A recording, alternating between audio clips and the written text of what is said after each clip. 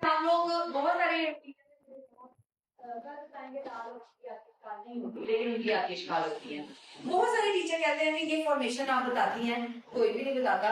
80% लोग कहते हैं कि अच्छी है, ये होनी चाहिए। 20% लोग मेरे ऊपर क्रिटिसिज्म भी करते हैं कि फॉर्मेशन नहीं होनी चाहिए, बच्चे के लिए मुश्किल है, बच्चा कैसे सीखेगा। बच्चा जो आपके सामने बैठा है वो सीखने की गर्ज से ही बैठा हुआ है, वो ब्रेन बना के बैठा है। मैट्रिक की बुक पे अगर व्हाइट बोर्ड पे आप पढ़ा देंगे तो वो उसका ब्रेन रेडी है, उसने पिक करके जाना है यहाँ से।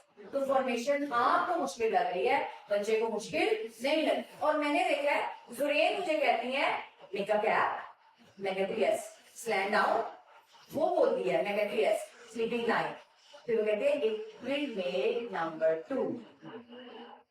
कल सैम लिख रहे थे 3 व्हाइट बोर्ड के ऊपर। मैंने बताया व्हाइट बोर्ड एक मैजिक होता है जिसको सेल्फ राइटिंग सिखानी है, ट्रेसिंग अच्छी करनी है। ब्लैक व्हाइट बोर्ड आप लोगों ने यूज कर रहे हैं। तो मैं उनकी मामा बात मेरे लास्ट मंथ मैंने उनके घर पढ़ाना है, मैंने कह दिया कि आप प्लीज कुछ पढ़ाइएगा, I don't have time to teach for that.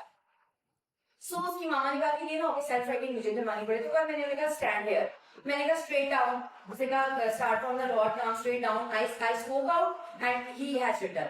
उसने कहा कि it will make number 1, then make a cap, slant down, sleeping line, it will make number 2, make semicircle, make another semicircle, it will make number 3, straight down, sleeping line, another straight line, it will make number 4, straight down, make semicircle, sleeping line। अच्छा उसने 9 तक लिख लिए and his mother was shocked.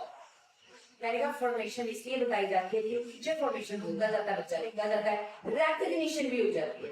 Recognise कराने के लिए to tell the formation is very important, it's very important that you have to explain. इसे कहते हैं कॉन्सेप्ट क्लियर करना through formation. Start from the dot, come straight down, it will make number 1।